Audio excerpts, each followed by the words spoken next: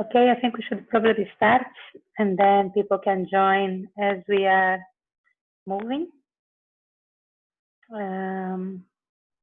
Kwa leo naona tutachanganya Kiingereza na Kiswahili. Sasa tunaweza kuongea lugha zote. Karibuni sana wote kwenye webinar. Leo tunaongea kuhusu analysis of domesticated regulations on the effective solid waste management and increased commercial efficiency in recycling. Tanzania is a signatory of several different conventions, like the Basel Convention, the Bamako Convention, and so there is a good number of regulations that are global international regulations that need to be basically domesticated. So we need to create our own laws to reflect the agreements that are globally made. So today we have our speakers talking a little bit about that. And I would like to start with Dr. Hussein Mohammed Omari. He's representing VPO in this meeting, and he holds a PhD on environment science. He's a registered town planner working and an environmental officer at the Vice President of the Division of Environment. He has 15 years experience working in local and central governments. Also, he has been working as environmental consultant for various organizations, including IPE Global, Palladium Group, and Forum for Climate Change. He has published 11 papers on areas of solid waste management. So he's a very knowledgeable person in solid waste management. And I would love to give the floor to Dr. Hussein Omari so that he can talk a little bit about the treaties that we are signatories of, and also how we are domesticating some of these global regulations and bringing them to Tanzanian reality. Karibu, Dr. Hussein Omari. You are muted, so naomba unmute yourself. Okay, thank you. Kama nilivyotambulishwa, jina langu ni Hussein Mohamed Omar. Niko ofisi ya makamu wa rais kama afisa mazingira au environmental officer. Now, in relations with the subject matter, which is awareness raising of domesticated regulations on effectiveness of solids management and increased commercial efficiency in the waste management recycling sector in Dar es Salaam. Naweza nikaigawa the subject matter into two parts. So the first part we are talking about the regulations, domesticated regulations, and the second part we are talking about the awareness raising. So I'll just deal much with the regulations, domesticated regulations. Tanzania kama nchi, we have over 7 regulations as far as waste management is concerned. Lakini kabla sijazungumzia these regulations, let me talk a little bit on domesticated or domestications of various treaties into our context. Kwa mfano, Tanzania ni ameratify au ni mwanachama wa mikataba mbalimbali ya kimataifa including Basel Conventions. Na mkataba wa Basel Conventions unahusika na control of transboundary movement of hazardous waste as well as chemicals. Lakini vile vile sisi ni kama nchi tumeratify the Bamako Conventions, ambayo Bamako Conventions ina control transboundary movements of, especially to Africa, of hazardous chemicals and hazardous waste. Sasa hiyo ni kwenye global scales, lakini ili kuweza kuimplement kwenye nchi, manake kuna domestications of these treaties through enactment of some regulations or even some guidelines. Kwa mfano, as far as hazardous waste concerns, sasa hivi ofisi ya makamu wa rais tumeweza kutengeneza au tayari tunayo hazardous waste regulations ya mwaka 2019. Lakini ukiangalia hazardous regulations, manake msingi wake ni domestications ya Basel Convention pamoja na Bamako Conventions. lakini tunazo sheria nyingi ambazo tunazo sasa tunazitumia apart from hizi ambazo zimetokana na domestications ya hizi global treaties. Kwa hiyo tuna zaidi ya sheria na regulations, over 7 regulations which deals with solid waste management. For examples, we have Environment Management Act of 2004. If you go to Environment Management Act 2004, especially section 114 mpaka 138, it talks about the roles of local government authorities in managing solid waste in urban areas as well as in district areas. Lakini apart from Environmental Management Act, lakini pia tuna Local Government Urban Authority Act of 1982. Tuna Local Government Urban Authority Act and Local Government District Authority Act of 1982. Both zimeeleza kwamba ni jukumu la local government authorities in managing solid waste in their jurisdictions. Lakini apart from that, we're also having the Public Health Act of 2009. The Public Health Act na yenyewe inaeleza the roles and responsibilities of local government authorities and even citizens in managing solid waste. For example, if you go to section 73 local government Public Health Act, inaeleza wajibu or the role and responsibilities of local government authorities to establish waste transfer stations, but also emphasize waste segregations as part of recycling. Lakini apart from that, pia the Public Health Act ya mwaka 2009 emphasize on the role of citizens to ensure that, of course, each citizen anakuwa na, or each households na commercial complexes wanakuwa na a dustbin ambayo inakuwa covered na mfuniko, standard dustbins which is covered. Lakini vile vile tuna solid waste management regulations ya mwaka 2009, nayo inaeleza wajibu wa waste sorting and segregation at source. Ni wajibu wa halmashauri kuhakikisha kwamba kwenye maeneo yao kuna practice ya waste segregation at source. Lakini vile vile kama nilivyoeleza awali, tuna hazardous regulations ambayo imetokana na Basel Conventions, lakini vile vile tuna e-waste regulation ambayo sasa hivi kwenye final stage, nayo inazungumzia namna gani tukaweza kudeal na e-waste. So we have a number of regulations. So the question in place, how effective are these regulations? So now is the question. So you can measure effectiveness of these regulations in different ways. One way to measure effectiveness, you can measure effectiveness through compliance. Do people comply? For example, tunazungumzia the Public Health Act inataka kila households iwe na dustbin. Do they have dustbins? Do they comply? So measuring the effectiveness, you may see, or you may judge whether there is a compliance or there is no compliance. So the compliance will measure whether it's effective or not effective. Like the second thing, how much waste is collected generally in Tanzania. You may see, of course, less than 50% of the waste is collected and deposited to our dump sites. So you can measure whether is it effective. These regulations, are they effective? Kama tuna only less than 50% of the generated waste is collected. Like also you can talk on the part of recycling. You can see generally it's only 5 to 10% of the generated waste is recycled. So you can measure, is it effective, these regulations? And if you go to the specific type of waste, you may see, of course, for example, e-waste, it's only 1 to maybe 3% of the generated e-waste is recycled.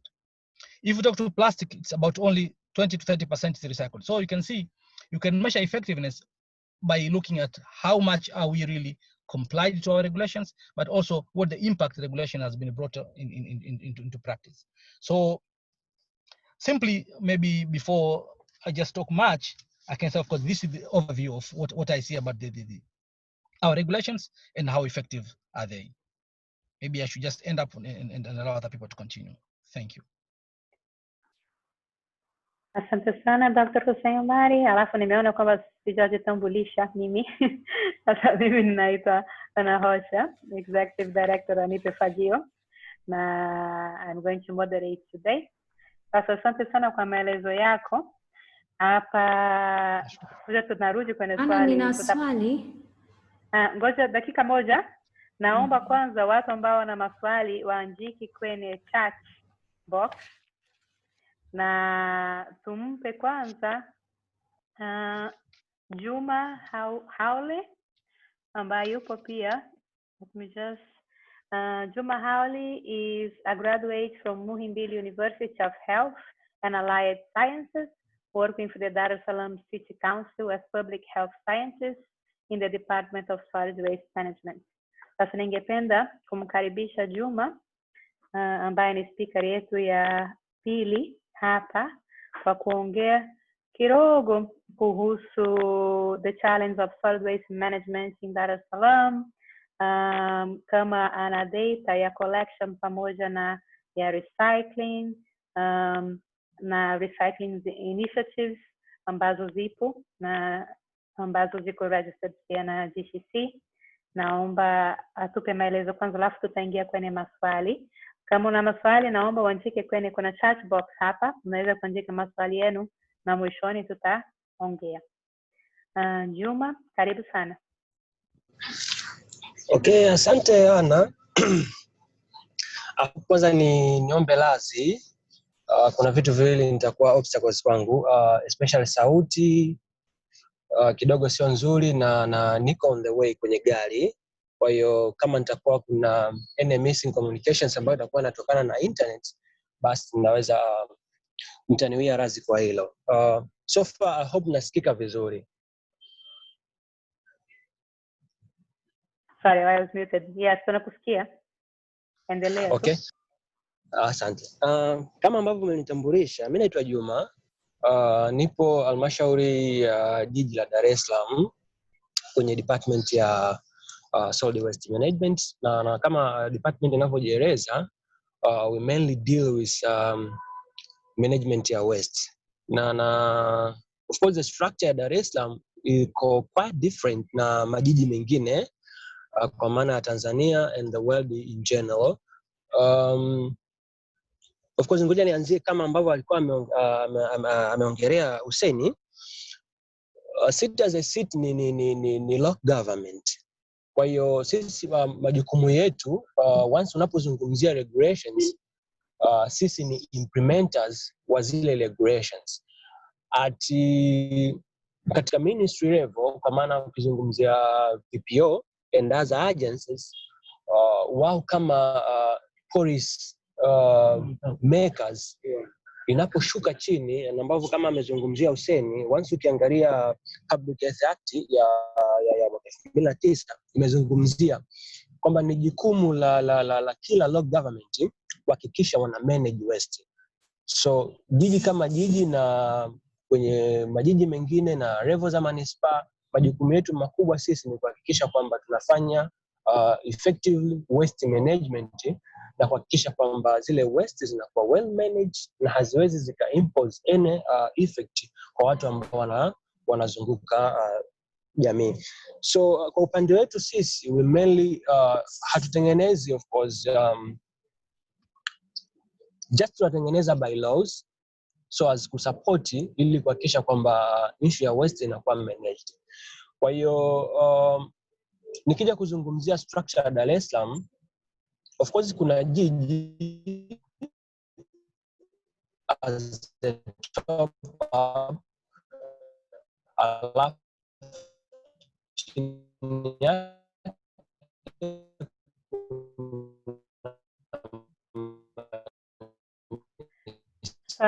Sorry Juma, hatuwezi kukusikia sasa hivi. Naona mtandao unasumbua.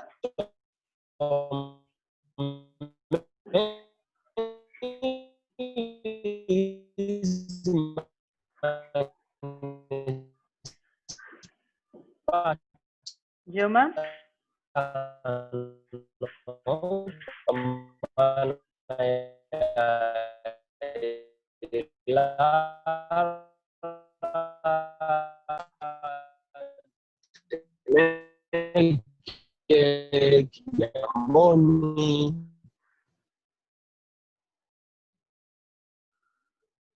Okay, I think we lost Juma for a second.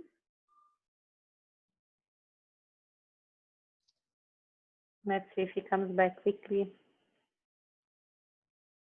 While we wait for Juma, I can also introduce, we also have two contributors to this discussion. First of all, I'd like to introduce Ntuli Mwakamala. She's the founder and managing director of Jane Investments, and they deal with solid waste management and cleaning equipment. As well as I would like to introduce Alan Suji, who is a waste manager who applies knowledge of waste management industry to ensure client satisfaction and motivate team members. He's adept at working within the waste collection environment. I think we have two contributors that are very well knowledgeable as well in the solid waste management sector. And so I don't know if you already have something to comment. I know that Alan Suji is passionate about segregation at source, and he believes that segregation at source could actually change the waste management challenge that we have in Tanzania. And I think that's something that Dr. Hussein mentioned during his presentation, that there is a regulation that actually enables or should enable segregation at source to happen. And I also know that Ntuli has vast experience collecting waste as a waste collector, so actually reaching the households and understands very well the challenges that are faced on the ground. So I would like to open the floor to Ntuli and Alan in case they have anything to add to this discussion.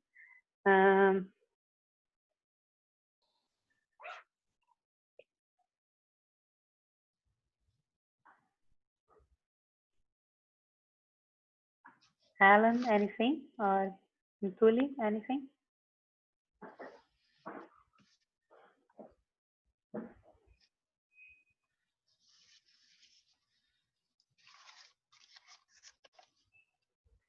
Okay, if not yet, then I can read one of the questions that we have in our chat box. We have a question from Veronica Rolela. She says, she's talking to Dr. Hussein Omari, so the question is for you. You spoke about Basel Convention and its domestication of hazardous waste. There are, however, some amendments with the Convention on Plastic Waste. Is there any process on the government with regard to domestication of these amendments? So basically including plastic waste in our national laws, taking into account that implementation needs to be done by January 2021. Yeah, thank you, Vero. It's true that, of course, we as Vice President Office, we are working on all those conventions, including Basel Convention and other conventions. And we are very, very working closely with the multilateral agreement, multilateral organizations, including UNIDO, including UNEP, to ensure that, of course, most of these annexes and the regulations or technical guidelines which are provided by these conventions are domesticated into our countries. So currently, it's true that, of course, we are working on the plastics. We are in the process. We've developed the proposals for domestications of the plastic because due to these annexes. So we are now sort of looking for finalizing stages for getting funds, which of course will be used to assess and because you need to do some assessment and some studies before you happen now to domesticate into your country. So it's true that, of course, currently we are working on that. So we are in the process of looking for funds. Possibly you can get the funds and then, of course, trying to do a study which will lead to the domestication of these annexes. Do you have let's say an ideal timeline from when the assessment, like by when we would be able to get the funds and assessment would happen? Unfortunately, I don't have here, but of course the deadline is of course we have a timeline because we've written a proposal to the donor agencies. So it shows the detail of the time frames. It is in the project proposal document. So maybe some other times I can share it, but unfortunately currently I don't have it here. But of course it has a timeline. Possibly it may exceed 2021 in terms of domestications, but of course the process has already been started. Okay. Thank you very much for the answer. I think Juma is back, so I'd like to invite him to continue from when he stopped. Karibu sana, Juma. Okay, asante Ana. Sorry for what happened. So nilishia once nilivyokuwa nazungumzia structure Dar es Salaam, it's all about imegawanyika. At the top kuna city council and then below kuna hizi municipalities, that is Ilala, Kinondoni, Ubungo, Temeke and Kigamboni. So each municipals wana responsibilities zake, and ukiangalia katika zile key responsibilities za waste management, hizi municipalities ziko responsible kwa kufanya waste collection and waste transportation. And then as a seat, jukumu lake kubwa ni kufanya treatment ya zile waste, kwa maana ya waste zote zinakuwa directed kwenda katika dump sites, which is poop dump sites. So city council iko responsible to manage waste at the dump sites, so katika means nzima ya disposal. Kwa hiyo city as a seat, jukumu lake kama seat, once ikireceive zile waste, inachokifanya ni kuangalia how tunaweza tuka minimize waste. So not only waste zote zielekee katika dump sites, sababu at the end of the day tutakuwa na taka nyingi sana katika dump sites without any measurements ambayo imekuwa imefanyika. So city kama city iko responsible kuhakikisha mechanism zote ikiwemo waste recycling inafanyika ili kuweza kureduce zile amount of waste ambazo zinakuwa zinapelekwa katika dump sites. And hiyo imekuwa imewekwa katika mechanism gani? Moja ya local government ambao ni responsibilities yake ni kuhakikisha 10% ya annual budget ambayo inakuwa ipo katika budget ya halmashauri ni kuhakikisha kwamba inaenda kwenye vikundi vya vijana na akina mama. So city imekuwa ime-encourage sana hivi vikundi vidogo vidogo ambavyo mainly vinajihusisha na masuala ya recycling na other activities kuweza kuchukua mikopo. So it's around since imeanza kuwa implemented, it's around kama vikundi vitano ambavyo vimekuja jiji na kupatiwa mkopo around 20 millions kwa kila kikundi ili kwa kufanya shughuli za waste recycling. Kwa hiyo ni moja ya initiatives. Also jiji kama jiji imekuwa ina-engage pia na other municipalities kwa ajili ya uanzishwaji wa viwanda vidogo vidogo kwa ajili ya kufanya recycling. As unaweza ukaona, if you are aware, utengenezaji wa kiwanda ambacho kipo Magopande, Kinondoni, ambao imecost around 5.5 billions Tanzanian shillings kwa ajili ya construction za kile kiwanda, and mainly kazi yake ni kwa ajili ya kufanya recycling. Also city kama city vile vile imekuwa inaengage vile vile katika masuala mazima ya international conventions kama ambavyo alikuwa amezungumzia Huseni. Kwa jiji imekuwa ina participate full katika majukwaa ya kimataifa like C40, iClay, so forth, ili kuweza kuona namna gani wanaweza wakapata as a technical and financial and technical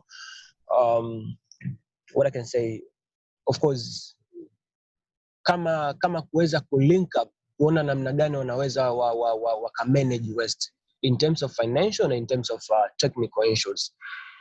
Kwa hiyo and so forth, vimepita vitu vingi like tulikuwa na utengenezaji wa plani, strategic plani ambayo ilikuwa ni of course inakwenda mpaka 2025 kwa ajili ya masuala mazima ya compost waste ambao ni Dar es Salaam strategic compost waste management. So forth, unaweza ukaona ni namna gani ambavyo jiji kama jiji limekuwa linatengeneza initiatives kuhakikisha kwamba waste ambazo zinakuwa generated katika jiji la Dar es Salaam zinakuwa well managed.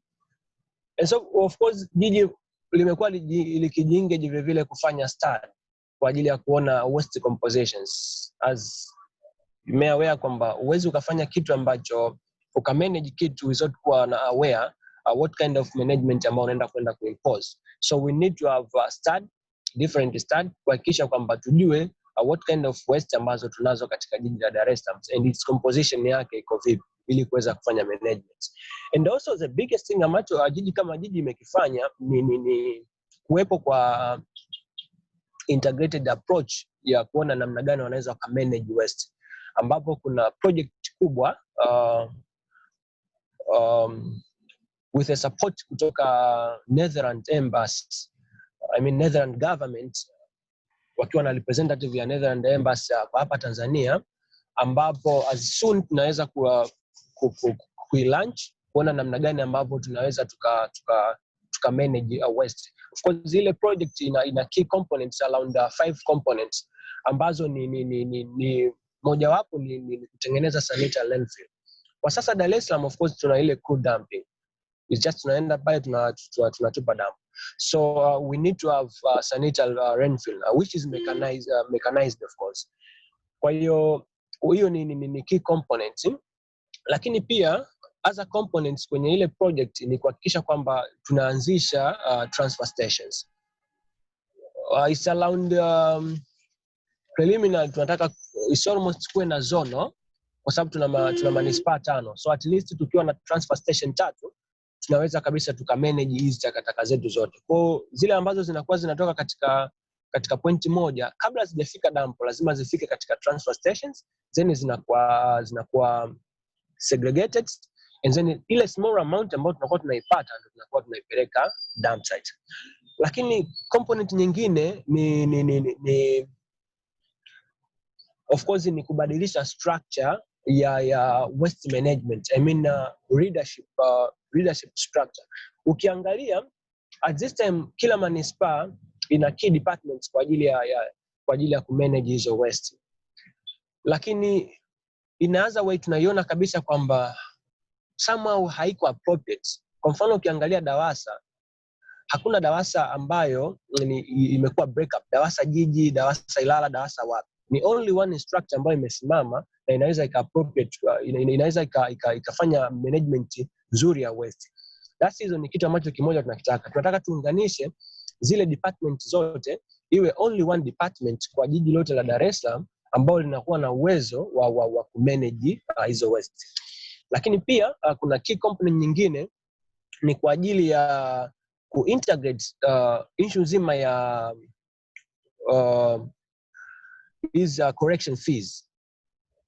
Kumekuwa na changamoto kubwa sana kwenye ulipaji mzima wa ada ya takataka, kitu ambacho watu wanakuwa wanakiona kama wanatake as a granted. Hakuna mtu ambaye anakiona kama ni kitu muhimu sana, lakini mwisho wa siku hawa contractors ambao tunakuwa tunawapa hizi contract kwa ajili ya kukusanya takataka hawawezi wakalan shughuli zao nzima kama kunakuwa contributions ambazo wanatoka kwenye jamii. Kwa kitu ambacho kwa tumekiona kwamba tunaweza instead ya mtu ya kupay direct cash kwa ajili ya waste correction fees, basi to integrate katika other bills ambayo bills kubwa ambazo zinalipwa kwa watu wa Dar es Salaam ni bili ya maji pamoja na bili ya umeme. So tukaona tukiingiza humo ndani once mtu akiwa amefanya payment ya bili ya maji au payment ya bili ya umeme, ndani yake basi kuwe na makato kwa ajili ya waste management. Tunaamini inaweza ikawa effective. So at this time your project ipo on a final stage, na mwanzo tutaanza na feasibility study ambayo italan almost a year, itakuja kutupa majibu sasa katika hizo components ambazo nimezisema, itaambia hiyo feasibility studies which kama inaweza ikawa ni effective or not effective. Lakini pia baada ya kumaliza hiyo feasibility studies, tunaamini ndani ya miaka 5 tunaweza tukalan sasa project nzima sasa, kwa maana ya sanitary landfill, integration za correction ya fees, issue nzima ya structure and pamoja na kutengeneza hizo sanitary transfer stations katika zone. Kwa hiyo kwa namna moja au nyingine sit kama sit inakuwa ina prep kubwa sana kwenye waste management. Na ukiangalia waste management kwa jiji kama jiji ni moja ya key function yake. Kwa hiyo hata budget ambayo inakuwa indicated inakuwa ni much higher, kuhakikisha kwamba zile equipment, learning costs vinakuwa vinatengewa budget kubwa sana, kwa sababu ni one of the key function ya jiji kama jiji. So nadhani kwa hayo mafupi, of course naweza nikaachia floor, and once mbele kukiwa na maswali, I would like to add more. Asante sana Juma, asante sana kwa maelezo yote. I believe kama nilivyosema mwanzoni, leo tunachanganya Kiswahili na Kiingereza. Sasa mtu yoyote ambaye anapendelea kutumia lugha ya Kiingereza unaweza kuuliza maswali hapa kwenye chat au kwa Kiswahili pia, na we can ask questions here on the chat. Feel free to ask questions to Juma or to Dr. Hussein. Kuna swali hapa kutoka Tanzania Recyclers Association. Ni hatua gani zinazochukuliwa na sisi kuweza kutunza na kutenga taka pale zinapozalishwa? Juma, nafikiri swali ni kwa ajili yako. Naomba jibu. Okay, sorry, unaweza ukalirudia swali? Yes, ni hatua gani zinachukuliwa na sisi kuweza kutunza na kutenga taka pale zinapozalishwa?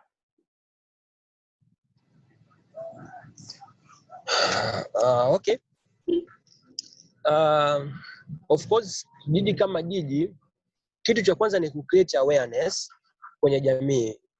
Najua hakuna the direct by law ambayo inasema kwamba any person ambaye baada ya kuproduce zile takataka anatakiwa afanye waste segregations. Tunachokifanya ni kuemphasize watu, na kama tunavyojua behavioral change sio kitu ambacho kinaweza kikatoka in a short time, but tunaendelea ku-increase awareness kwenye jamii, kuhakikisha kwamba takataka zote ambazo zinakuwa zinazalishwa, so at least kuwe na separation kutoka kwenye jamii kwenda kwenye kwenda dump sites. Lakini you may see sometimes it's very difficult kuweza kumanage. Unaweza ukafanya segregations katika household level, lakini unapofika katika dump sites au yule mtu ambaye anakuja kufanya corrections to aweze kuzipeleka dump zikachanganywa. So of course it's a kind of behavioral change, and of course it takes a lot of time kuweza kuibadilisha hizi mindset ya watu. But jiji kama jiji inaendelea ku-emphasize na ku-create awareness kwenye jamii na kuhakikisha, and it's still took on process ya kuweza ku-establish a kind of by law kuhakikisha kwamba zile waste zote ambazo zinakuwa segregated, I mean zile zinazokuwa generated, basi ziweze kuwa separated at the household level. Sawa, asante sana Juma. Maybe Anna, if I could chip in a little bit there. Yes, of course. If you can allow me. You know, the key of this discussion today is two parts. The first part is awareness raising. And now I really see the more importance of awareness raising as far as waste management is concerned. For examples, I've spoken about over seven regulations. I've spoken about Environmental Management Act. I've spoken about Public Health Act. I've spoken about Solid Waste Management Regulation of 2009. All of these regulations, specifically, they've mentioned that, of course, it's the responsibility of the household to segregate waste at source. So now come the last part of the discussions. The problem is it effective? So we measure, of course. To measure effective, I said earlier, is about compliance, is about what the situation is on the ground. So I concur with Juma. They might not have bylaws, but we have mother laws. All that I've mentioned, they all specifically talks about waste segregation. So the problem is not the law, but the problem is how do we make enforcement of these laws? I just want to make that very clear. And I agree, and I would like also to chip in on this one. We at Nipefagio, we are implementing a zero waste, basically waste management model that is a decentralized community-based zero waste. na mpaka sasa hivi tulifanya kazi na jamii mitaa mitatu hapa Dar es Salaam, na katika mitaa mitatu tumepata compliance kwenye segregation at source 86.25 za watu wamekubali kwenye segregation at source. Sasa mara nyingi tunasema kwamba segregation at source ni ngumu na haikubaliki na watu hawataki kufanya.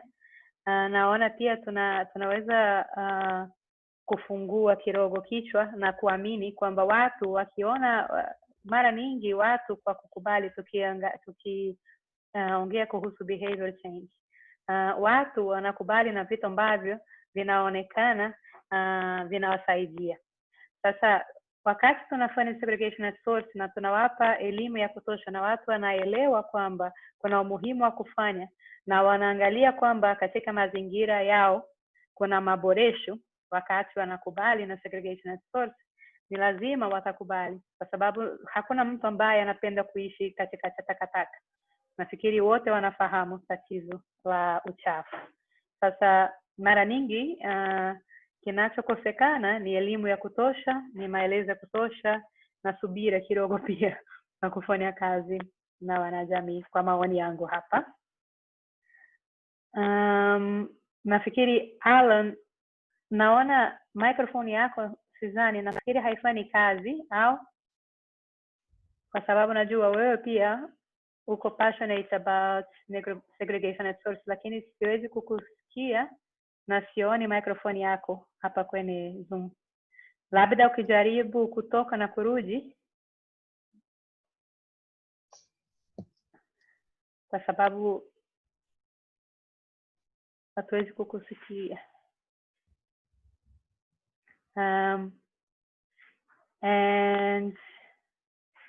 Ms. Mtuli pia, kama una chochote cha kuongeza hapa, kwa sababu kwa uzoefu wako wa kufanya waste collection Dar es Salaam, pia labda unaweza kutupa kidogo maelezo ya matatizo tukifikiri loss na implementation hapa kwenye gap. Wewe unaona matatizo gani? Asante. Sijui unanisikia? Yes, karibu sana. Nafurahi kujiunga humu kuongea nanyi. Naitwa Ntuli kama nilivyotambulishwa.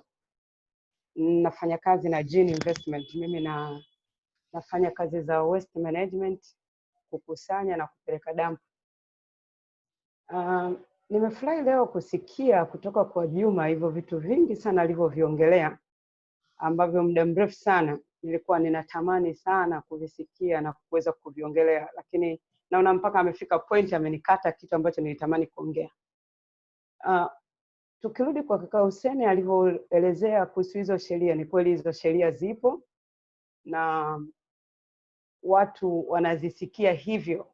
Kikubwa sana ni kwamba ni kweli elimu haipo kwa watu, na hata wale ambao hiyo elimu wanayo pia wanachukulia kirahisi sana kuto kuzifuata, kwa sababu labda wameshaona sehemu kwamba kuna sehemu moja ambayo haiwaumizi au haiwezi kuwachukulia hatua kali zozote ambazo zinawasababisha kwamba wao wafanye hivyo wanavyotaka. Kwa mfano, swala la kwanza la kukusanya taka na kuziweka kwenye dustbin, huo umekuwa ni wimbo mkubwa sana ambao watu tunauimba sana, kwamba mtu awe na dustbin ambayo anaweza kuhifadhi japo takataka zake kwa muda tu hata wa siku 3. Lakini Dar es Salaam hii ambayo ni jiji la muda mrefu, ukipita hukuti hizo dustbin. Unakuta ni mtu mfanya biashara, hata labda ana ghorofa lake na watu wanakaa hapo, lakini hakuna hizo dustbin. Ukiongea, ukichukua hatua siku 2, 3, huyo mtu yuko huru na hakuna chochote kinachofanyika. Ambacho ningekiomba labda kama hawa viongozi wetu ambao mko serikalini, labda uko jiji na nini, labda tufanye mpango ambao utakuwepo, utakuwa endelevu labda hata miezi mitatu, kuweza tu kuonyesha mfano kwa muda fulani wa kuwafundisha watu jinsi ya kutunza takataka zao. Maana hilo ndo tatizo kubwa sana ambalo naliona kwamba linaweza likasababisha hata ugonjwa.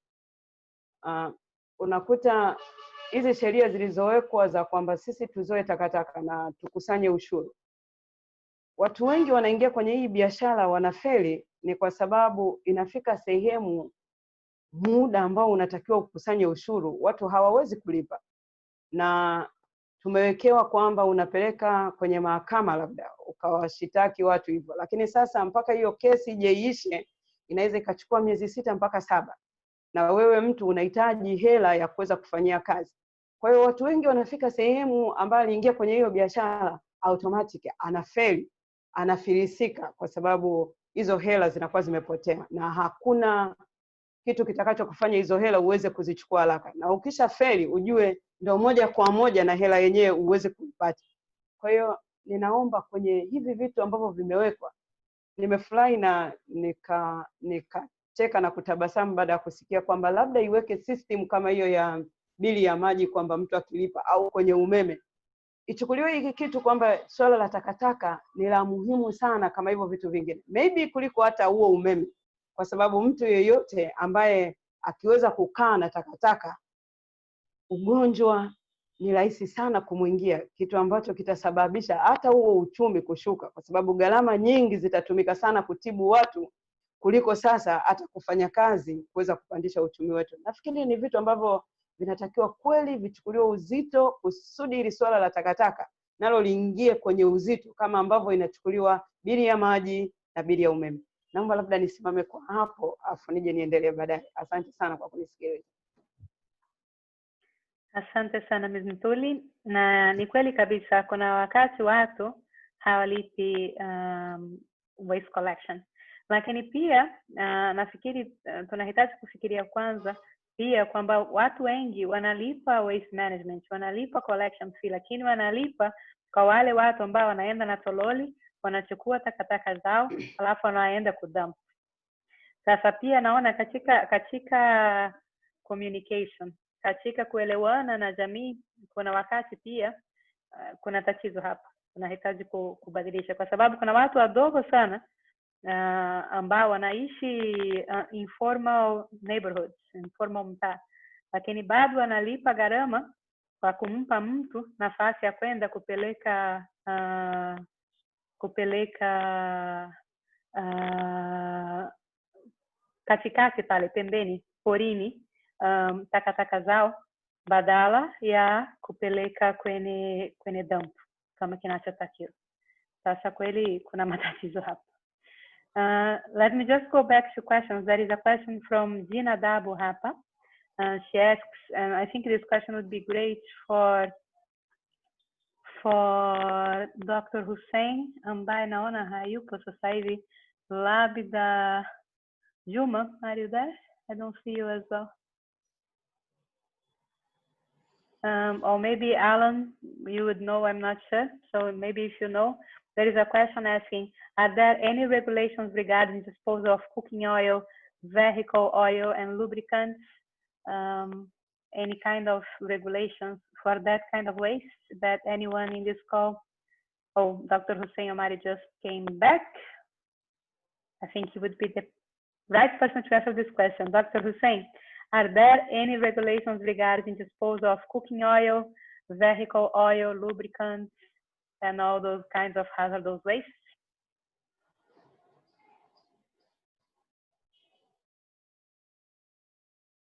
I think you are muted. We cannot hear you. 1 second, let me unmute you. Yes. Yeah, I said the hazardous regulations, of course, it includes all those elements which they've been categorized by their properties, so they fall into hazardous waste. So management of this hazardous waste is regulated by our regulations.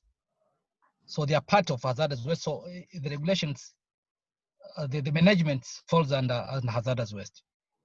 Okay, so then there is a follow-up.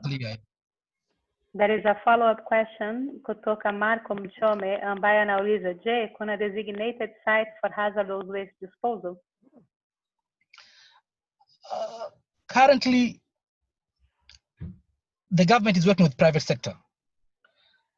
Through public-private, because the role of the national government is to put regulations, laws, and policies. But the translations of or the implementation of these policies mostly rely on local government authorities, but as well as the private sector. So currently, as far as hazardous waste is concerned, we have some private sectors who are providing the services, including TINRWA, which are providing services for management of hazardous waste, including medical waste and other waste. And I know, of course, I just forget the names, but also there are some others, few. We also engage, the private sectors engage in management of hazardous waste. But for the government facilities, we are using the incinerators at these health facilities, including hospitals and the dispensaries. They're having the incinerators responsible or are used for managing the hazardous waste in terms of medical waste. Okay, thank you. Emmanuel Moicamila, I think he's agreeing with Juma, who is no longer here, but he's agreeing that we need more sites for more dump sites. We cannot just rely on Pugu Kinyamwezi, so that's his comment. That is also Natu Johanna, who I think anauliza kwamba katika dampu la Pugu, kabla ya kuwa dampu inatakiwa tufanye engineering kidogo kwa kuhakikisha kwamba tunapunguza matatizo ya mazingira. Na nafikiri swali lake ni kwamba je, ilifanyika kabla ya ku-establish Pugu dump sites? Tumefanya hii engineering kwa kuhakikisha kwamba tunazuia leakage na vitu vyote ambavyo ni ngumu kwa mazingira. Sijui kama kuna mtu ambaye nafikiri Juma angekuwa mhusika kwa kujibu, lakini labda But of course, Juma probably may just give because they may have the documentations of what has happened. But literally, before any such a project, there must be environmental impact assessment. So environmental impact assessment will show what are the expected risks and what are the mitigation for those risks and health impacts.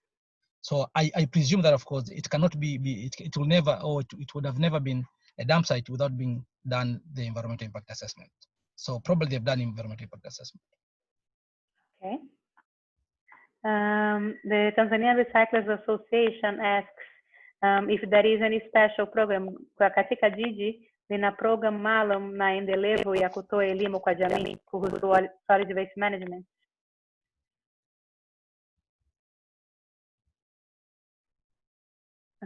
Also, that would be a great question. Ambaye mhusika hayupo Juma.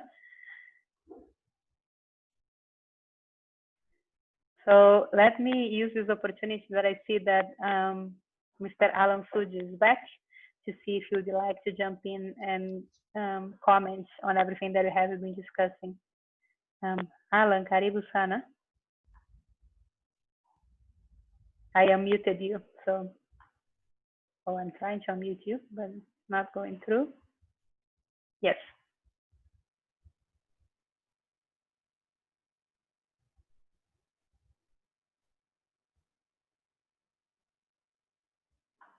Hatuwezi kukusikia.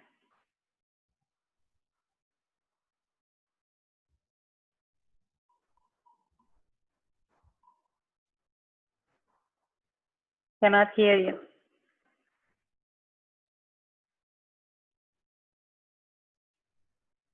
Bado. Naomba labda ujaribu tena, utoke na urudi tena, kwa sababu bado hatuwezi kukusikia. Pole sana. But he has a question for Juma as well. Ambaye hayupo. There are many people asking about elimu ya jamii. Sasa ngoja mimi pia nijaribu kujibu kidogo kuhusu elimu ya jamii, kwa sababu sisi wa Nipofagio tunafanya sana elimu na jamii, na partners zetu kama Hudefu pia naona wanashiriki kila wakati, wanafanya sana elimu ya jamii. Sasa kwa maoni yetu tunaona kwamba wanajamii wako tayari kwa kujifunza na wanaona umuhimu wa kujua solid waste management, kujua jinsi ya kutunza takataka kwa usahihi kwa kuzuia tatizo. Naona kinachokosekana hapa ni kuhakikisha kwamba hii elimu ni across the board, na hii elimu iko, kuna mwingine ambaye amesema, nafikiri ni I don't know, I don't see the name of the person now, but was also talk here, Emmanuel Maikamila, ambaye anasema pia kwamba tukifanya elimu kwa watoto labda pia inasaidia. Na ni kweli elimu ya solid waste management kwa watoto ni muhimu, lakini kwa watu wazima pia ni muhimu. Na tungefanya across the board, kama wote kwa pamoja tufanye kwa jiji la Dar es Salaam kwa jumla, kwa watu wote kwa wakati mmoja, labda ingesaidia. Na naona sasa Juma amerudi. Sasa Juma, naomba kukuuliza kwako, kuna watu wengi hapa ambao wanauliza kuhusu elimu kwa jamii. Kama jiji nini unafanya nini kwa kuhakikisha kwamba jamii wanapata elimu ya kutosha kuhusu udhibiti wa taka?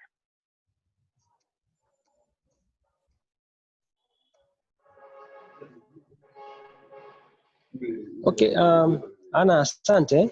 Samahani.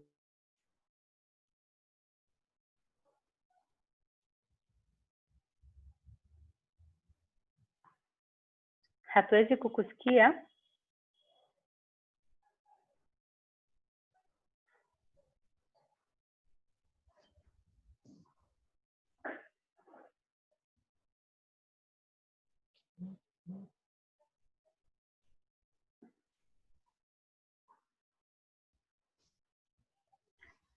Bado hatuwezi kukusikia.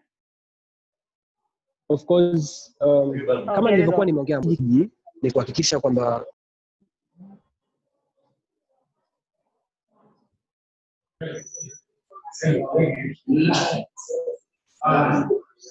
We can hear you now. Please go ahead. Naomba uendelee. Tunakusikia. As I said before, kwamba tuli-establish policies ambayo ilikuwa inalenga hususan mainly katika masuala mazima ya waste recycling. So kikubwa ambacho tulikuwa tunakifanya ni kutengeneza kwanza hiyo policy, and then kutengeneza bylaws na mainly ambazo zina focus katika waste management.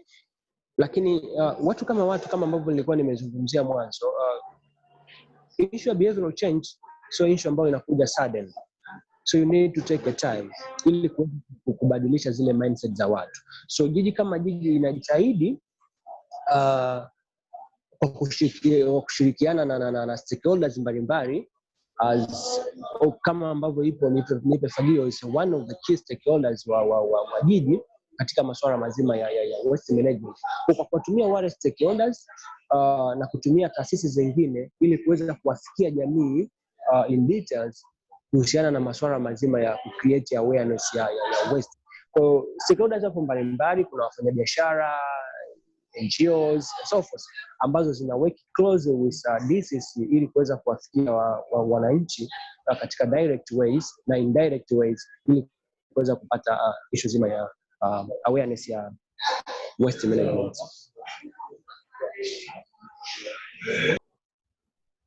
Asante sana Mr. Juma. Mimi pia ningependa kuuliza swali na labda Dr. Hussein na Mr. Juma wanaweza kujibu. Nilitaka kujua kuhusu uzalishaji wa taka, kwa sababu sasa hivi tunajua kwamba takataka zinakuwa takataka tangu bidhaa zinazozalishwa. Tunajua wakati kwa mfano wakati kampuni wanatengeneza kwa mfano sachet, tunajua kwamba ile sachet itakuwa takataka na hakuna jinsi ya kufanya recycling, hakuna marejesho, hakuna compost, hakuna chochote, na mwisho wa siku inaleta tatizo kwa mazingira. Sasa swali langu ni kwamba kuna regulations au kuna mpango wa kuweka regulations katika uzalishaji wa bidhaa kwa kuhakikisha kwamba katika packaging makampuni hawatumii packaging mbovu kwa mazingira? Ipo na sasa hivi pia tuko kwenye nadhani final say za kuandaa extended producer responsibility regulations au guidelines, lakini kwenye sheria zetu especially kwenye Solids Management Regulation ya mwaka 2009 imeeleza extended producer responsibilities. So one of the extended producer responsibilities ni kuhakikisha kwamba whatever he's manufacturing, lakini lazima awe na notion ya kujua the end life ya whatever is producing. So one of the issues not only packaging but also the item itself. Sasa hivi there is different models.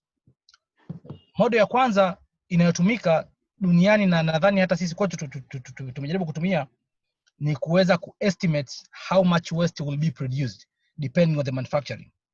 That is the first model. Kwa hiyo tunajua kwamba kwenye e-waste kama tunataka quantify how much e-waste will be produced in year X, tuna account how much has been imported in.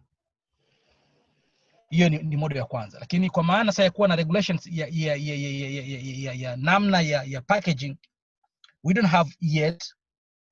Tumeanza kwa plastic kwa maana ya carrier bags as part of curbing the wrapping na carrier bags, lakini it's a food for thoughts.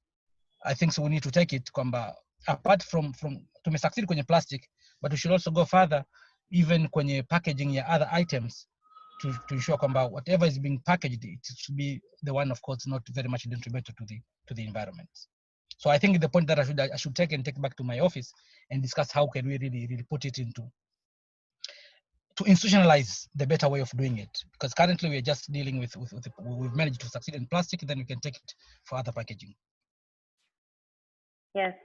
And I think ni muhimu sana kukumbuka kwamba takataka zinakuwa takataka. Tunajua kwamba itakuwa takataka kabla ya hata kutumia bidhaa.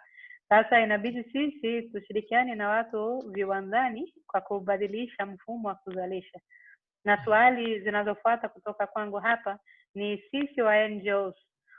Sisi mara nyingi sisi tunasoma sana kuhusu plastic waste, kuhusu hazardous waste, na tuna programs nyingi sana kwa kujaribu kutafuta njia ya kuboresha mazingira haya. Sasa tukitaka kushirikiana na kuunga mkono na serikali kwa kuhakikisha kwamba tunaweza labda kubadilishana mawazo, kujaribu kuelimisha jamii kwa pamoja. Sasa sisi tushirikiane kwa njia gani? Tutafute VPO, tutafute GCC, tutafute NEMKI. Sasa njia sahihi sisi kwa mfano tukitaka kuwasaidia kuimplement plastic bag ban, tuongee na nani? There is two ways. Ya kwanza maybe is not yet done, but we can think to do it, to have maybe annual meetings, stakeholders meetings, solids management stakeholders. Tunaweza tukawa na forum ya namna hiyo on annual basis or biannual. We just sit down and discuss issues as far as waste management is concerned. That could be one way. But the other way, there are some issues are very specific to a certain organizations. For example, when you talk about enforcement,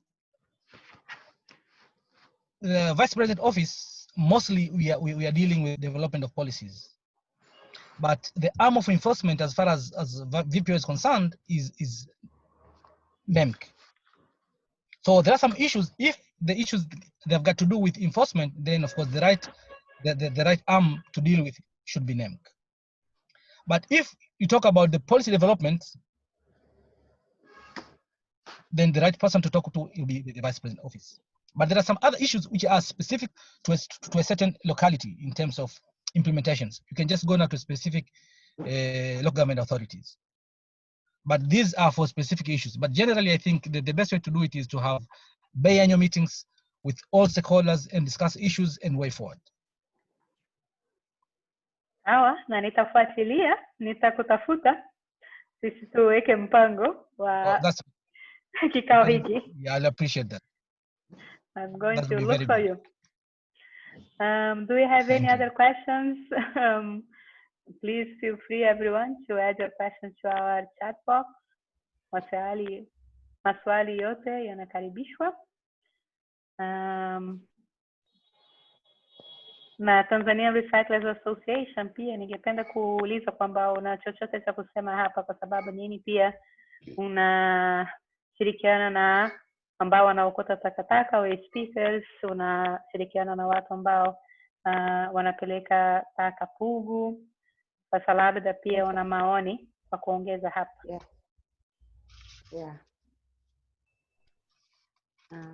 Naweza kuongea?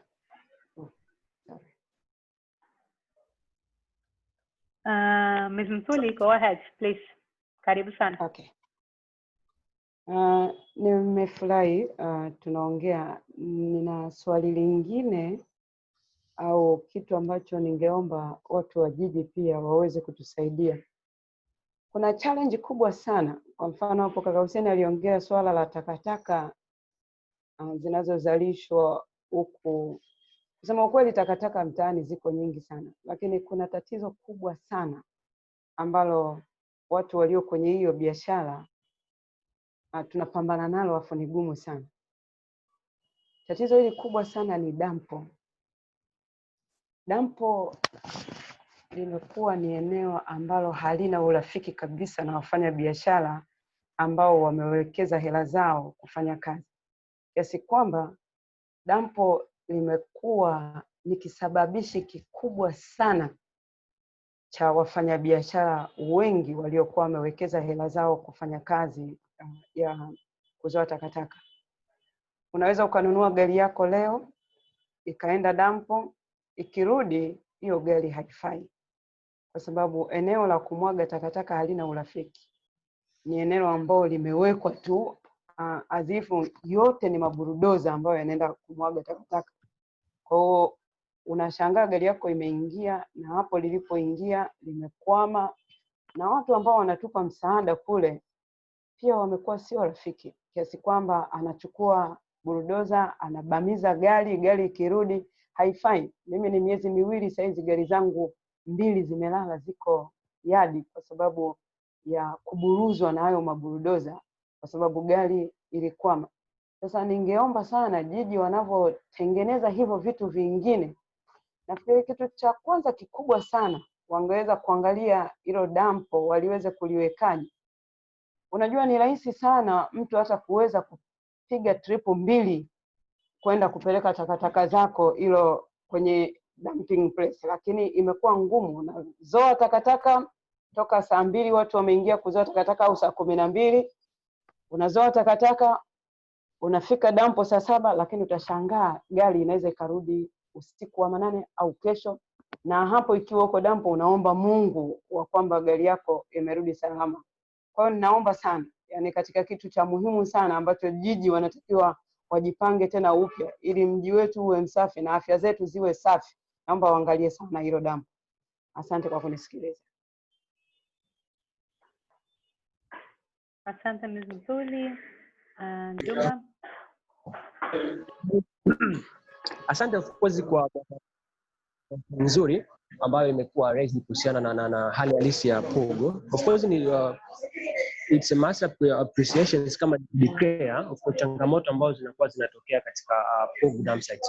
Ni ukweli na mara nyingi sana hizi changamoto huwa zinatokea mainly kipindi ambacho kunakuwa na mvua, kwa sababu miundombinu mule ya ndani kwa maana ya magari kupita inakuwa ni changamoto. Jiji kama jiji of course hiyo situation iliona, na kitu cha kwanza ambacho kilikuwa kukifanya ni ku-increase budget kwa ajili ya ujenzi wa lile dump site, ambacho kitu cha kwanza ilikuwa ni kuhakikisha kwamba barabara za mule ndani ya dampo zinatengenezwa ili kuweza kurahisisha accessibility ya lile dampo. Na kwa phase ya kwanza of course ilifanyika kwa kile kipande ambacho kinatoka kutokea barabara ya Chanika, kwa maana ya kuingia inlet ya kuingia dump site, na awamu ambazo zinakwenda sasa hivi ni ujenzi wa barabara ya ndani ya dampo, kwa maana zile main roads pamoja na michepuko mule ndani ya dampo. Lakini pia jiji alikuishia hapo. At this time tupo katika stage ya kuestablish madampo mengine. kuna area ambayo tumeidentify Kigamboni, lipo Kisarawe tu, na at this time tupo katika stage ya kufanya environmental impact assessment, na ambapo consultants wapo site kwa ajili ya kufanya environmental impact assessment, and then baada ya hapo tunataka kutengeneza sanitary landfill kwa upande wa Kigamboni. Tumeidentify eneo lingine ambalo lipo Ubungo, panaitwa Kisopwa.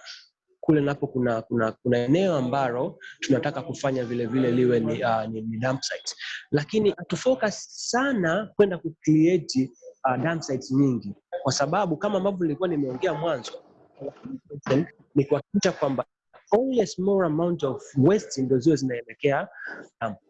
Kwa hiyo nguvu kubwa sana tumeielekeza katika zile new places ambazo tuna intend kwenda hapo, basi tutengeneze recycling facilities, and then a small amount of waste ndio tuweza kuzipeleka dampo. Kwa hiyo so forth tunatanua wigo sasa, instead ya kuwa na only poop dump sites, tunaongeza pia Kisarawe tu, Kigamboni and Kisopwa kwa upande wa Ubungo. Lakini kama nilivyozungumzia mwanzo, kwenye hii project ambayo soonly tunaenda kuilaunch, inafoka sana kwenda kutengeneza sanitary landfill ambao ni mechanized kwa upande wa pub. Kwa kitakachofanyika, tutasogeza zile takataka zote at this time zilizokuwepo, and then tunaanza kulimodify sasa lile dampo. So far it's a kind of uvumilivu, kwa sababu situation ya pub dump sites haiko mainly katika muda wote. I mean all of the seasons panakuwa hapa only katika kipindi ambacho kunakuwa na mvua, na ni kweli kuna changamoto. Na kama ni mdau wa waste na umefika dump sites, tumenunua mtambo recently, na kwenye budget yetu pia tumeweka kuongeza mitambo tena miwili kwa ajili ya facilitate issue nzima ya waste. Kwa hiyo it's a good of course kwa changamoto, na tunaona changamoto ambazo zinatokea dump sites, na tunaona namna gani ya kuweza kusaidia. Thank you Mr. Juma. Naona watu wote hapa wanaona umuhimu wa kuwa na dump site, na wengi wanauliza hapa, why don't we have kwa mfano asked why don't we have a proper landfill like in Mbeya or Dodoma. Nafikiri umeshasema kwamba kuna mpango wa kuitengeneza. Ningependa kukaribisha Tanzania Recyclers Association kwamba una mawazo au maoni yoyote hapa. Nashukuru Ana kwa kutupatia nafasi, lakini kwa kufanya moderation nzuri, lakini pia wachangiaji wanaochangia mada hii. Kwa kweli nimepata vitu vingi vizuri ambavyo sikuwa na vifahamu, na inaonyesha kuna mambo makubwa sana ambayo ni mazuri ambayo yanaandaliwa na serikali, na inaonyesha kwamba tunahitaji kuongeza kasi. Naomba kwa Ntuli, naona Ntuli ana mute mic ya Ntuli.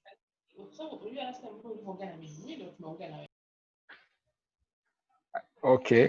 Yeah, kwa inaonekana kwamba tunahitaji kushirikishwa kwa karibu. Yaani kama vile wadau bado hawajashiriki kwa karibu sana kuzitengeneza hizi bylaws au regulations. Ni kama vile serikali inafanya study kama wanavyosema, au inapata zile za nje kwa ajili ya kuzidomesticate, lakini kunahitajika sisi wadau. Naona kama sisi wadau wa waste management na recycling tuko nyuma. Tunahitaji kuwa kwenye ile platform, kwenye meza ya kuzitengeneza hizi bylaws na regulations mbalimbali na policies pia. Lakini nikirudi kwa Juma, kuna jambo amezungumza kuhusiana na transfer stations. Ni kweli katika kuweza kuimprove effective waste management, solid waste management katika majiji na hasa jiji la Dar es Salaam, transfer station ni kitu muhimu, na wakiweza kufanya hivyo itasaidia sana kwenye upande wa recycling. Lakini pamoja na kwamba sasa hivi hakuna transfer stations, kuna kitu kinaitwa recycling stations ambazo zipo Dar es Salaam nyingi ya nchi. Utakuta kuna eneo anakusanya chupa, anakusanya matairi, anakusanya waste paper, anakusanya kila aina ya vitu. Hizi ni recycling stations, sio transfer stations. kama hizi recycling stations nazo jiji wanapaswa watambue kwamba uwepo wake unachangia kudhibiti taka ngumu au kupunguza gharama ya kupeleka taka kule Pugu. Sasa sijui pia kama jiji wametenga maeneo maalum ambapo wadau au wajasiriamali wanaweza kuyatumia kama ni recycling stations. Hilo ni swali kwa Juma. Na hapo sijafahamu kama jiji wanawatambua hawa wanaofanya recycling, hizi recycling stations, na kama wana mkakati wote wa kuweza kuwasaidia ili waweze kukua zaidi. Na jambo lingine ni kuhusiana na mabepande. Tumesikia mabepande kwa muda mrefu sana. Nadhani miaka 4 karibu 5. Sijajua imekwama wapi na nini kinachofanyika kwa sasa hivi. Nadhani haya yanaweza kutusaidia, akitujibu nitakuwa nachangia tena baadaye.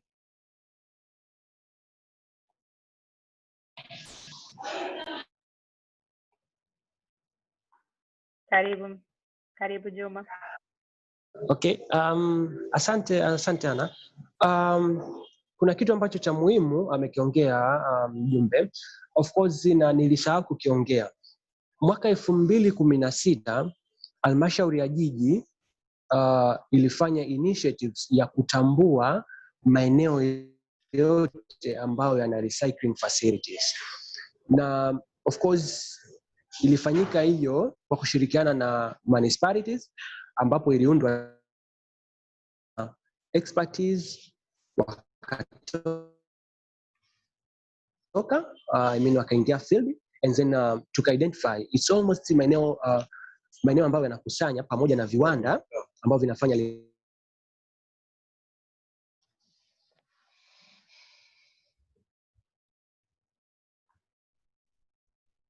Juma, naona mtandao unasumbua, hatuwezi kukusikia. Lakini ningeshare of course zime-identify maeneo ambayo yana recycling facilities. For in case of GIS, kwa maana facility gani ina plastic, maeneo gani kuna wana recycle iron, maeneo gani wana recycle batteries and so forth. Kwa maeneo yote yalikuwa identified. Na kitu cha pili ambacho jiji alikuwa amekifanya ni ku-identify stakeholders. Wale wote wadau ambao walikuwa wanakuja with the aim ya kuweza kufanya recycling ya waste kwa jiji la Dar es Salaam. Jiji la Dar es Salaam of course lilikuwa linapokea maombi yote na lilikuwa lina allow wale investors ambao wanakuja wanafanya presentations and so forth. It's allowed more than 150 companies ambazo zimekuja kwa ajili ya kufanya hizo recycling.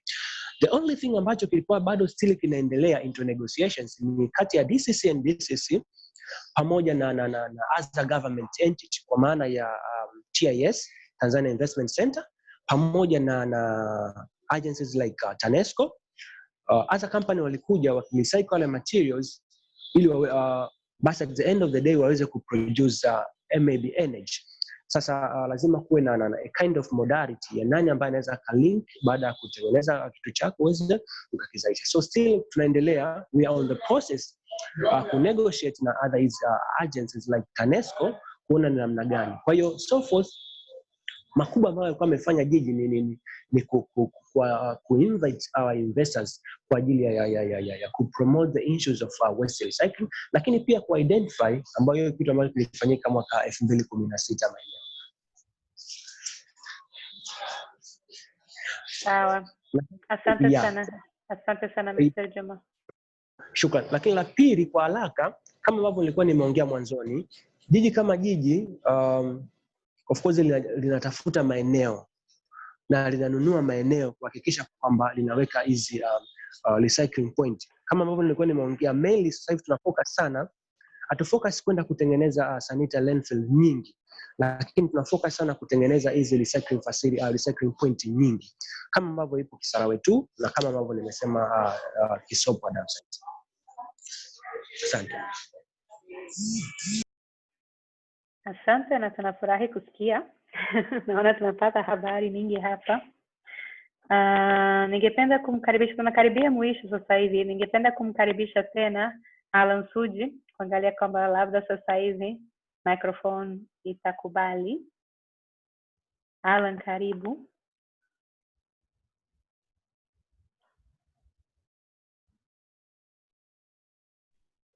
Hello?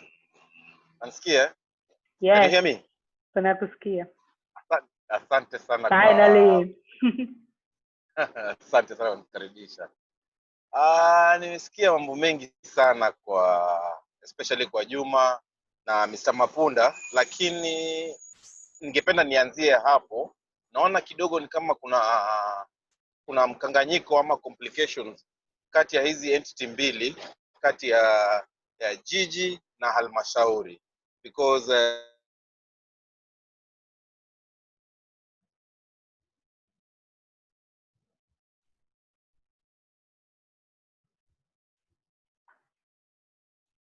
We lost you. Naona mtandao unasumbua. inaonekana wote wawili wana bylaw fanana. Sielewi hawakai pamoja wanatoa elimu kwa jamii. But I'm sorry, miaka 10 ambao nimekuwa kwenye, sijawahi ona mchango wa jiji kwenye kutoa elimu. Sijui wanatoa elimu kwa njia ipi ama kwa watu wapi, lakini kwa kweli sijaona mchango wote wa jiji kwa kutoa elimu. Jiji nimewaona sana kwenye issue ya dump site, ambapo kwa kweli kama mwenzangu Boss Mtuli alipoongea, pia kuna changamoto. Lakini nikirudi kwa upande wetu ningeomba Juma labda atajibu hilo swali baadaye. Lakini nikirudi kwa upande wetu wa waste collection, honestly tukifanya recycling ama serikali hasa jiji na halmashauri how can I put it,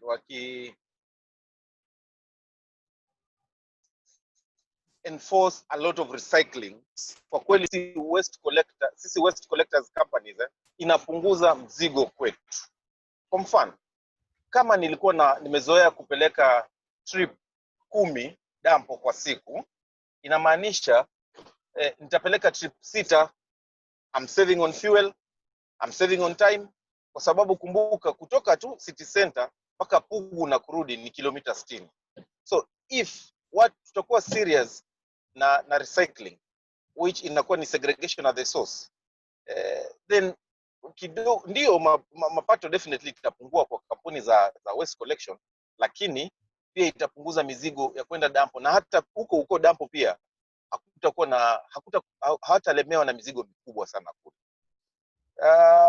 Sisi mwenzangu nimemwona yupo Jemima, tulikuwa tunajaribu ku encourage ama kutoa elimu, education and awareness kwa wateja, baadhi ya wateja ambao tunao, na tukapata positive wateja.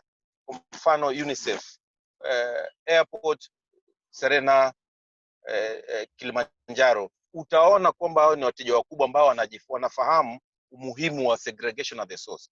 Hawa wateja mwisho wa mwezi lazima tunawatumia pia sisi ripoti kwamba kwako mwezi huu tumechukua plastic bottles kiasi fulani, which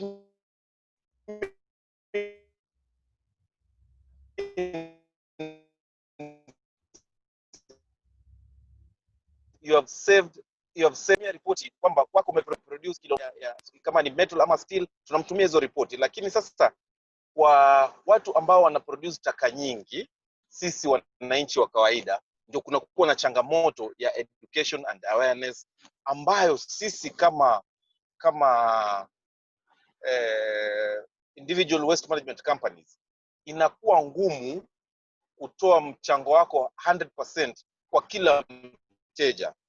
Lakini government wakitumia halmashauri ama city council wana huo uwezo wa kutoa elimu. Nashukuru sana kwa sasa hivi. Asante Ali, na naona wengi hapa sisi tunakubaliana kwamba elimu ni muhimu, kwamba segregation at source ni muhimu. Naona hapa kinachotakiwa ni sisi wote kutafuta njia ya kufika kwenye malengo kwa pamoja, kwa sababu hakuna ambaye ataweza peke yake. Serikali hawataweza peke yao, makampuni hawataweza peke yao, sisi wa NGOs tutaweza peke yetu pia. Sasa inabidi sisi tuunganishe mikono yote na kuhakikisha kwamba sisi tunatafuta njia kwa pamoja. Na hata Hudefu Sara naona anasema pia kwamba kama wadau tunaomba taarifa na kushirikishwa kwenye mikakati na utungaji wa sheria ndogo ndogo. Sasa ni kweli sisi tupo wote tayari kwa kufanya kazi kwa pamoja. Ni sababu nitafuatilia kwa Dr. Hussein kwa kutengeneza hicho kikao tulichozungumza leo. Kuna mtu yote ambao ana final point ya muhimu, au labda Juma kuna jibu lolote unataka kujibu kwa Alan ambaye ametoa maoni yake, kwa sababu sasa hivi tunakaribia mwisho. Sasa kama hakuna maswali ya mwisho hapa au maoni ya mwisho, anaweza kuanza kuagana.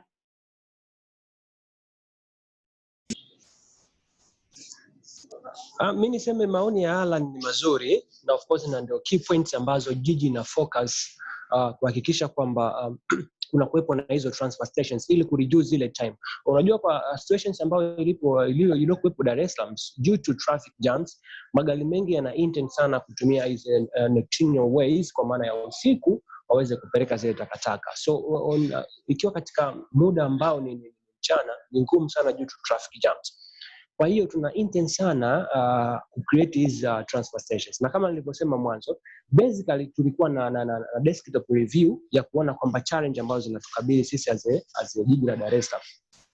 Kwa hiyo tunachotegemea sasa hivi ni ile feasibility study kuja na majibu sasa, what number of transfer stations ambazo zinakuwa zinahitajika kwa jiji la Dar es Salaam, what kind of sanitary landfill, sawa, what kind of structure do we need, and what kind of correction fees, systems ambazo tunaweza tukaiweka.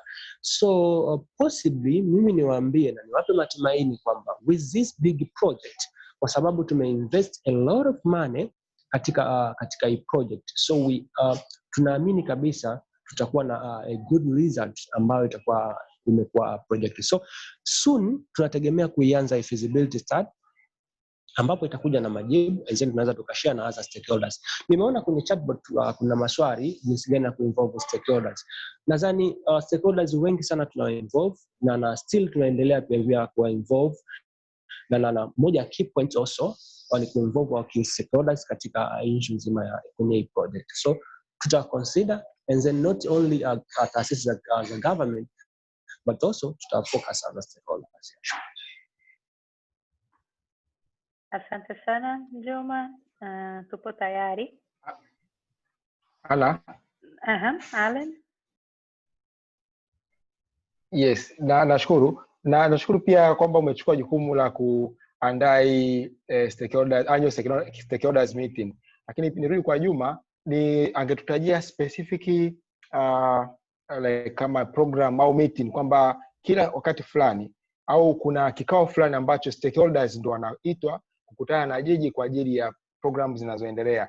Yaani kama kuna hiyo nafasi au kuna huo mpango huko, sisi ndio tunaotaka tujue ili sisi tu tunashiriki kwenye hiyo mambo ambayo jiji wanayapanga kwa ajili ya mambo ya waste management na recycling.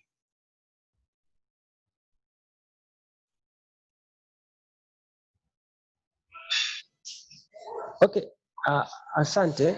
Nadhani moderator unaweza kaniruhusu niendelee. Of course current tuna quarterly meeting ambayo ina involve department zote ambazo zina deal na waste.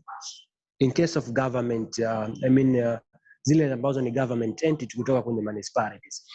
Lakini wadau huwa tunawashirikisha na haipo kwenye kalenda. Once tunapokuwa na kitu ambacho kimekuja, and then tunataka kudiscuss sasa na kushare na other stakeholders.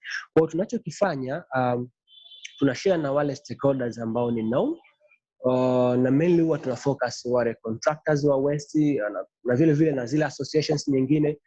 Kwa ikitokea tuna kitu ambacho tunataka tukifanyie management at the point, and then ndio tunaalika stakeholders, but hatuna actual kwamba in year calendar kwamba siku fulani na date fulani tunafanya stakeholders meeting. Tunafanya stakeholders meeting katika annual calendar mainly kwa zile government entities, kwa maana zile municipalities ambazo tunazo, tunakuja pamoja, tunashare ene changamoto ambazo tunao na way forward, and then ikitokea point ambao tunataka sasa to solve kitu fulani, ndio tunakuwa tuna initiate meeting kwa ajili ya other stakeholders kuja kuhudhuria.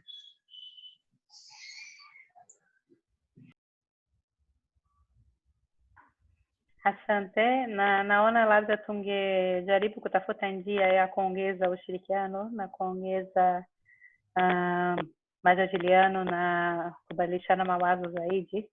Labda naona sisi wote tena tungeweza kusaidiana kwa kufika kwenye malengo yetu, kwa sababu naona malengo ni sawa sawa, njia tunazotumia labda ni tofauti, lakini malengo yako sawa sawa. Dr. Hussein Omari, una final comments?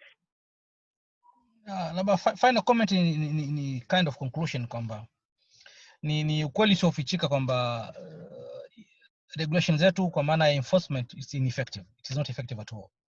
Sasa forum kama hizi ni kutumia kwa ajili ya kupull up our socks, kuona wapi ambapo tumezembea au wapi ambapo hatujafanya vizuri, ili sasa kila taasisi kwa namna yake, be it serikali, be it private sector, aone anatimiza vipi wajibu wake, kwa maana ya kuona kwamba tunasogea kutoka hapa tulipo. Kwa sababu ukiangalia numbers in terms of recycling, in terms of amount of waste collected, inaonyesha kabisa kwamba sheria zetu they are not effective. Kwa hiyo ningeomba tu kwamba kila mtu kwa nafasi yake sasa, especially ambao wanafanya kazi ya enforcement, ni ku pull up their socks, tukishow kwamba tunaongeza rate ya enforcement. Asante sana. Juma, una maneno ya mwisho? No, of course mimi nachoweza kusema ni kwamba of course tumejifunza vitu vingi sana kupitia hii platform, lakini kikubwa ili kuweza, unajua ni ngumu sana ku identify all the stakeholders you have in a seat asipokuwa na forum ambayo inawakutanisha wote. So mainly sisi tunao ambao tunawajua only few, but we need to have a kind of forum like this ambayo inaweza tukatambuana na tukajua at the end of the day, once tunapokuwa na meeting, but it's easy to share and communicate on a daily basis. So I hope kama kutakuwa na hizi meeting maybe on a monthly basis or quarterly basis, itakuwa better sana tukiwa tunashare vitu ambavyo zile activity ambazo tunazo ongoing, and then tunapeana na matokeo, as kama nilivyosema like this project. Inaweza tukawa na nimesema mazuri ya hii project, lakini baadaye stakeholders ambao wamehudhuria hapa wasije wakajua the impact ya hii project inaelekea wapi, ipo wapi. Lakini tukiwa na forum kama hizi on a monthly basis, inakuwa rahisi kupeana feedback. So mimi nishauri it's better tukiwa na forum kama hizi, maybe on a monthly basis or quarterly basis, tukawa tunapeana. That's it. Asante sana. Ms. Ntuli, maneno ya mwisho?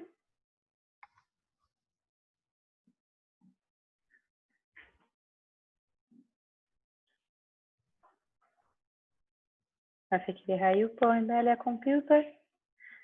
Allen, maneno yoyote ya mwisho?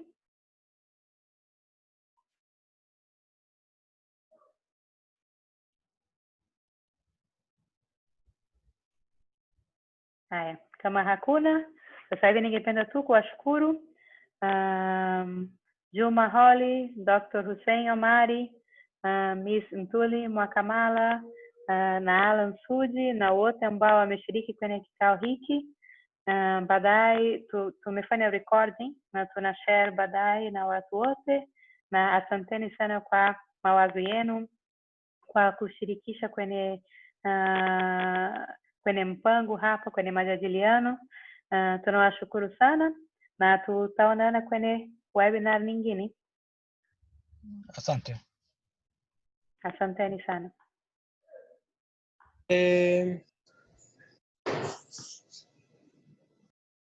Kwaherini.